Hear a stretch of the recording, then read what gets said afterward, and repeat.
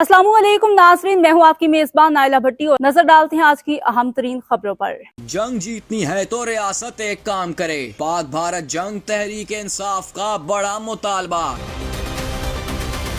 नाजुक वक्त में पाकिस्तान तहरीक इंसाफ अपनी अफवाज के एक एक सिपाही के शाना बशाना खड़ी है। हमारी खुद मुख्तारी, शहरियों की सलामती या कौमी वकार को चैलेंज किया गया तो इसका मुअस्सर, फौरी और फैसला कुन जवाब दिया जाएगा और दिया जा रहा है। ये वतन हमारी पहचान है, हमारा फख्र है और हमारा ईमान है। पाकिस्तान हमेशा कायम और दायम रहेगा। पाकिस्तान तहरीक इंसाफ का भारतीय जारहियत पर रद्द अमल आ गया।